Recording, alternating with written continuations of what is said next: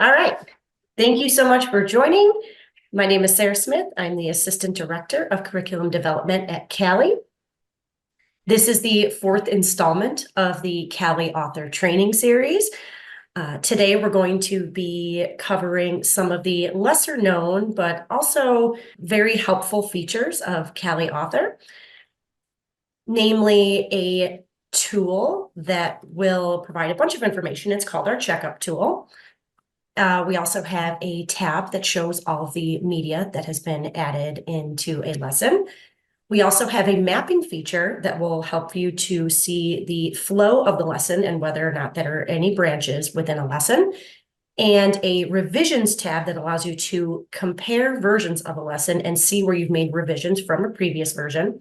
And finally, I'll be covering the settings that allow you to both share a lesson with others and collaborate on a lesson with your colleagues. So that being said, I'm going to jump over to the CALI website and show you all of these in action on CALI Author itself.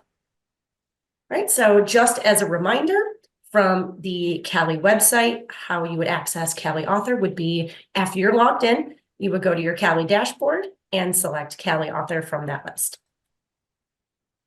Once you're there, if you wanted to pull a CALI lesson that's within the CALI lesson library to work with, you would select CALI lessons, and that's what we're going to do today. We're going to use an existing CALI lesson for our examples today.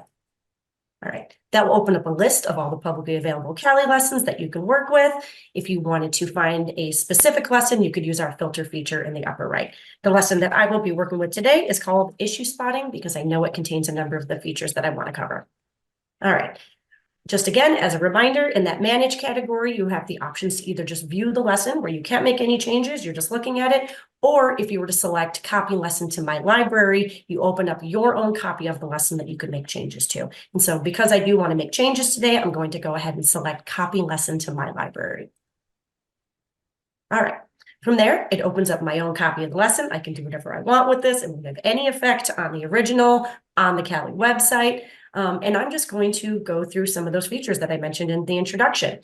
For those of you who have joined us previously in other training sessions, or for those of you who have actually just gotten into CALI Author and played around a bit, this is the layout of CALI Author, right? Just a reminder, on the left-hand side, there's the table of contents. Those are the pages that are in the lesson. The right is where the page is actually open, where you can work with that page in the lesson and make your edits. So you've seen this before. You've seen this authoring tab. You've seen this pages tab. That's what we've talked about in previous sessions in this training series. We're going to talk a little bit more about these other tabs in the upper left here. Okay, so the first one is this search tab, and that's pretty straightforward. It functions like a search tool, like it would in some other documents or programs. So this lesson is called Issue Spotting. I'm just going to type in issue. Of course, it will pull up a number of instances of that word being within the lesson. It will list all of the pages that contain that word, and it will highlight the instances on that page for you. If you scroll down, there are obviously a number of them. I'm going to select one of those from the list. When I do that, it will open up the page on the right. So if I'm looking for specific instances of words or phrases, I can easily find them within the lesson and make any changes and access the page that contains those words or phrases quite quickly using our search feature. So that's pretty straightforward. Not much else to say about that. I'm going to move over to the checkup tool, and this checkup tool provides a lot of information.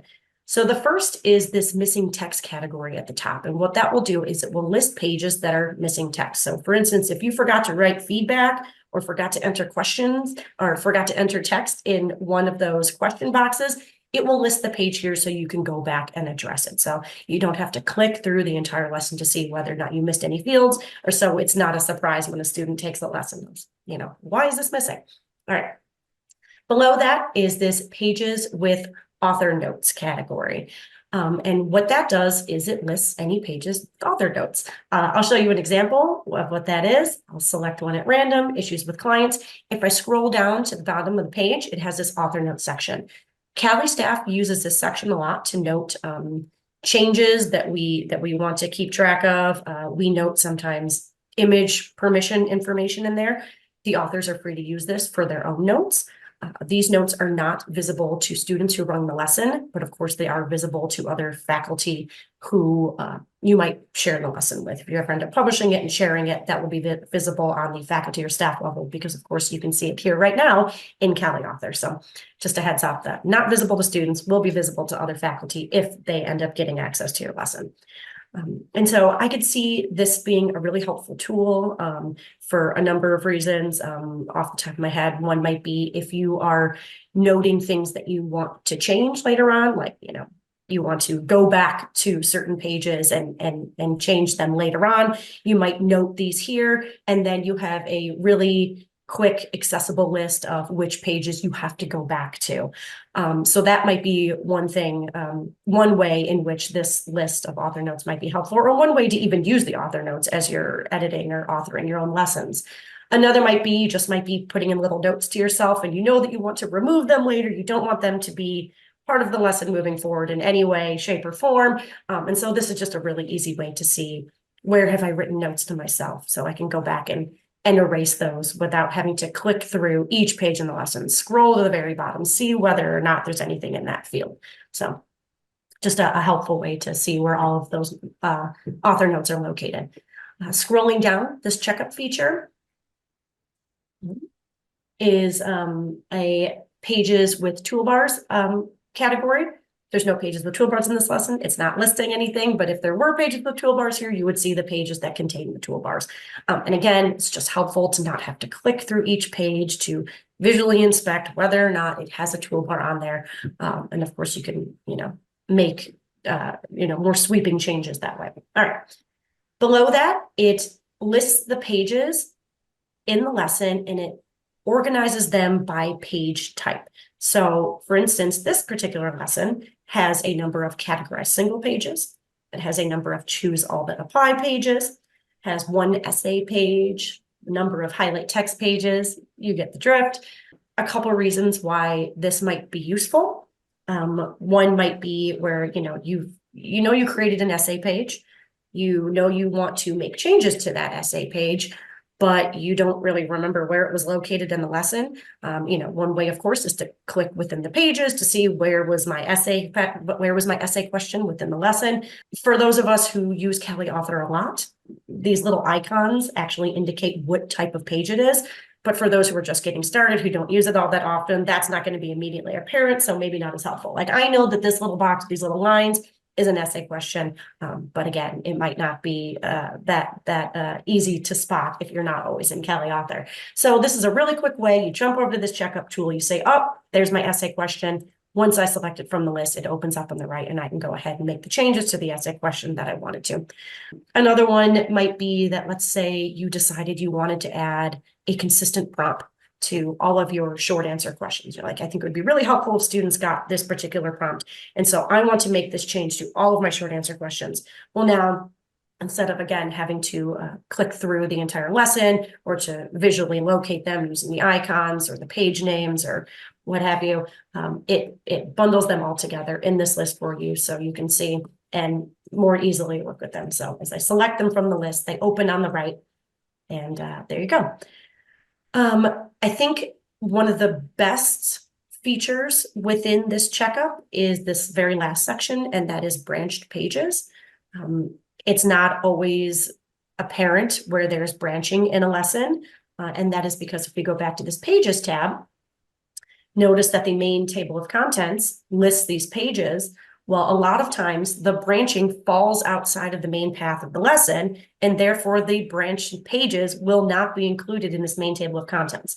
They will be included down here in the alphabetical index, which contains every single page in the lesson. But from this list, you can actually see which one is a branched page. And so if you go to that checkup tool and scroll all the way to the bottom, first it tells you whether or not there is branching in a lesson, because if there are pages within that section, there's branching, and then it'll actually list the pages as well. And this is really helpful if you are editing a lesson and you want to look at every single page in that lesson to make sure that it's in line with what you want to provide to your students. You want to be able to see all the pages in the lesson and be able to address those. So because these might fall outside of the main path as you move through the lesson or as you look at that main table of contents, now you can access this list, pull up these pages, know that they're branched. Of course, if I select it from the list, I can go to then the faculty tab, which will direct me to which pages lead here. So which page is branching to this branched page within the lesson. If I select that page, it will open it up. And then of course I can see, you know, what are the selections from the page that are leading to the branch page that you're working with. So here, for instance, this is a short answer question. These words or combination of words, if the student were to enter those, it would branch to issues with clients 3. If the student were to enter any of these words or combinations of words, it would branch to issues with client 7, right? So just an easy way to kind of move around the lesson and work with those branch pages. All right, so that's the checkup tool and the different sections within it. I'm now going to move on to this media tab. All right, so the media tab contains all of the media that you've added to the lesson, right? So this lesson has a number of images. Here you can see that it says used by issues and cases. Issues and cases is the page that contains that image file. It has the ADA description or the alt text description that are required for all images that are added to a lesson, as well as the actual name of the image file itself. If you were to select that link, it would open up the page that contains that, so you can make any changes as necessary. You know, just again, a reason why this might be helpful, you know, perhaps you're remembering that you had a page with a particular image on it and you know you wanted to change the text on that page, but you don't quite remember where it was located in the lesson. And so instead of having to move through each of the pages and looking for that image, really easily locate all of the images in the page and where they are located within the lesson. Select that link, it brings you directly to that page so you can work with it. So that's pretty straightforward, but I've found it helpful a number of times in working with CALI lessons. All right. The next feature is a map feature, and this is a visual flow of the lesson. So it's the flow chart of the lesson. Notice that the default is this bird's eye view. If I were to either select this refresh button right here or the normal view, it will zoom in to the location in the map for the current page that I'm on. So I'm going to select normal view, and there I am, issues with clients, right? Now, as you recall, issues with clients had some branching involved. You can see that branching taking place here, right? So this option branches off to here. This option, can scroll out a little bit, branches over to here. So this is a really good way to also detect whether or not there's branching in a lesson, right? If you're seeing something off the main path of the lesson, and some of them get really interesting and complicated, it's one way to locate those branches. It's really cool because it's interactive. So I'll go ahead and scroll into the map. Let's say I wanted to jump to this point in the map in the lesson. If I select that from the map, it will open up that page on the right, and vice versa. If I were to move through the lesson, notice that the map is moving alongside my movement throughout the lesson over here. And so anything I do over here will work with the map on the left, and anything I select on the map will open on the right. And so besides just kind of seeing what's going on with the flow of the lesson, besides seeing whether or not there's branching involved, another reason why this might be helpful, at the very least, it's helpful on the staff side, and perhaps if you're authoring your own lesson, this might be helpful to see whether or not there's any sort of errors in the selections of right and wrong answers. So for instance, if you know your lesson should only have one right answer for each lesson, you can see whether or not pretty quickly if there are more than one right answer per question, because notice that A, B, and D are the incorrect answers. Those are in red. The correct answer, C, is in green, right? So you can see whether or not you've accidentally created 2 right answers. And then of course it will show any branches from each individual's response. Here, there isn't any branching, so you can just see that the next button will carry you forward to the next page. So again, if I were to select bird's eye view, it zooms out, normal view, you zooms in at the location that you're currently on in the lesson on the right. All right, moving on is the revisions tab. So the revisions tab, note that I haven't made any changes yet, by default will look like this. What it provides is a text-based version of the lesson. I'll go ahead and select that. It will open a new tab in my browser with the lesson in text form. This might be just an easier way to evaluate the lesson. You don't want to flip through the pages. You don't want to have to toggle between the student view and the authoring view. This is the lesson in its entirety with active links in a text-based version. This is helpful sometimes if you are wanting to just copy and paste some information out of the lesson. It's probably a lot easier to do out of this text version of the lesson. All right. So that's always available. There's also this reviewer document. It's an internal staff tool primarily, but it is available for your use. So I'll go ahead and show it to you in case it becomes helpful to you. If I select it, it will open up a different document with all of the section headings and page numbers and page names listed. And what we do is we use this for our staff reviews, right? We want to make sure that we've looked at and commented on every page in the lesson. And so perhaps you might use this if you ask a colleague to review the lesson for you. You might send it off and say, hey, can you let me know if you see anything? Here's a document where you can easily provide your comments to me. And so what we do is we just copy and paste this into a Word document. It pastes over really nicely, and they can add comments under every single page in the lesson. There might be other reasons why you want to copy and paste just the page names. This will allow you to do that. All right. Now, what I'm going to do is I'm going to go ahead and make a change because the revisions tab is primarily for noting revisions. So I'm going to make a number of changes. First, I'm going to make some changes to the text. I'm going to delete this line here. I'm going to add the words new sentence here. I'm also going to delete, I'm going to delete a page. Right? And then I'm going to add a page as well. I just want to show you what this all looks like. All right. So note that I've deleted a page, I've added a page, and I've made changes to a page. Okay. Now I'm going to go ahead and save. And now I'm going to go back to this revisions tab and notice now that I have something new to look at. Notice that I have this little compare button. That's what I'm going to select. And what it's going to do is it's going to compare the changes that I've just made to the original version. All right. This is just automatic, this book info stuff. Notice that it says that it's copied by me. That did happen, and it changes the date. That will always be there. Now notice that it shows all the changes that I made. I'm going to go ahead and scroll to the top real quick just to show you this. This top table lists all of the pages that you've made changes to. So again, I made changes to one of these, I deleted one of these, and I added one of these. It also has a column for new pages. Remember, that's the page that I added, and a column for deleted pages. And then a column for identical. There are 39 unchanged pages. So that's just kind of the overview, right? We have 3 pages that have been changed, 1 new one deleted one, 39 unchanged pages. And then when you scroll down, it shows the specific changes that you've made. So here's that page, Issues with Clients, that I changed the text. Notice that it strikes out and puts in red the text that I removed, and it bolds in green the text that I've added. Similarly, if I were to remove a page, it shows it all in red, right? And then if I've added a page, it shows these empty fields here for the new page information. Note that that's the first column. It shows the changes. To the right, it has 2 additional columns, which is the old text and the new text. And it's exactly as it seems. There's the old text here. That is what I deleted. That was the old version. In the new version, I removed that information and I added new sentence here, right?